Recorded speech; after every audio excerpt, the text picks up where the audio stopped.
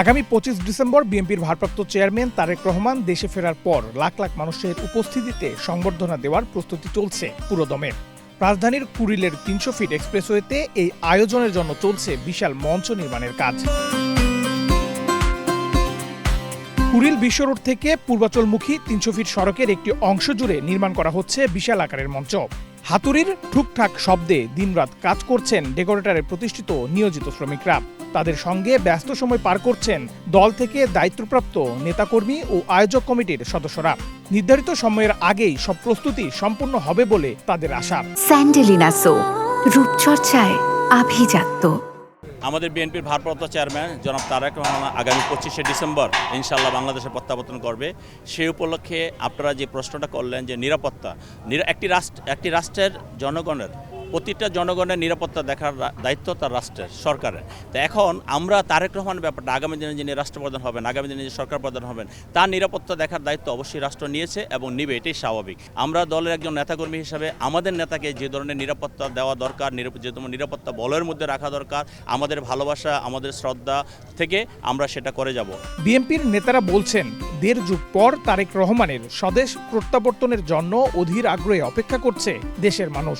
আমাদের বাংলাদেশ জাতীয়তাবাদী দল বিএনপির মাননীয় ভারপ্রাপ্ত চেয়ারম্যান জনাব তারেক রহমান দীর্ঘ 17 বছর পরে বাংলাদেশে স্বদেশ প্রত্যাবর্তন করতে যাচ্ছেন এবং তার এই স্বদেশ প্রত্যাবর্তনকে আমরা বাংলাদেশের ইতিহাসে একটি ঐতিহাসিক স্বদেশ প্রত্যাবর্তনের রূপ দিতে চাচ্ছি। বাংলাদেশের নেতা মাননীয় ভারপ্রাপ্ত চেয়ারম্যান জনাব তারেক রহমান আগামী 25শে ডিসেম্বর বাংলাদেশে স্বদেশ প্রত্যাবর্তন করতে যাচ্ছেন এবং তার স্বদেশ প্রত্যাবর্তন উপলক্ষে ইতিমধ্যে সারা বাংলাদেশে একটি সাজ রব, একটি উৎসুক এবং উৎসাহিত একটি আনন্দ বহমান রয়েছে।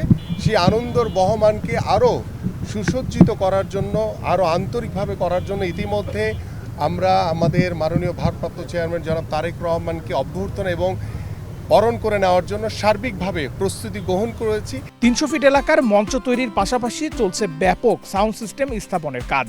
বিমানবন্দর এলাকা থেকে শুরু করে একদিকে 300 ফিটের নীলা মার্কেট, আরেকদিকে রেডিসন হোটেল পর্যন্ত স্থাপন করা হচ্ছে প্রায় 1200 মাইক। আমরা নিশ্চিত করার চেষ্টা করতেছি, সব কিছু তো আমাদের হাতে নাই। তো আমাদের ছেলেরা রাউন্ড দ্য ক্লক এখানে আছে, কাজ করতেছে।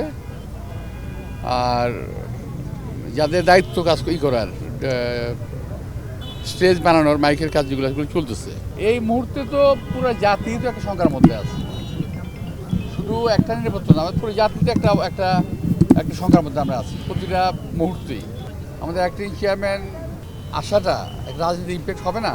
অফকোর্স রাজনীতিতে একটা ইম্প্যাক্ট তো আছেই। এটার দেশব্যাপী এটা নিয়ে একটা আলোচনার বিষয়বস্তু এখন তারেক রহমান সাহেবের আগমন, এটা তো ইম্প্যাক্ট অফকোর্স আছে। এটার সব রকম জল্পনা কল্পনার অবসান ঘটিয়ে 25 ডিসেম্বর বাংলাদেশ বিমানের একটি নিয়মিত ফ্লাইটে দেশে ফিরছেন বিএনপির ভারপ্রাপ্ত চেয়ারম্যান তারেক রহমান। লন্ডন থেকে সিলেট হয়ে ওই দিন বেলা 11:55 ঢাকার হযরত শাহজালাল আন্তর্জাতিক বিমানবন্দরে অবতরণ করবে তাকে বহনকারী বিমান। হাতুড়ির ঠুকঠাক শব্দে মঞ্চ তৈরির কাজ প্রায় শেষের দিকে। 2 দিন পরেই দেশে ফিরছেন তারেক রহমান, আর অধীর আগ্রহে অপেক্ষা করছেন বিএনপির নেতাকর্মীরা। নেহাল আহমেদ প্রান্ত, বাংলাদেশ প্রতিদিন।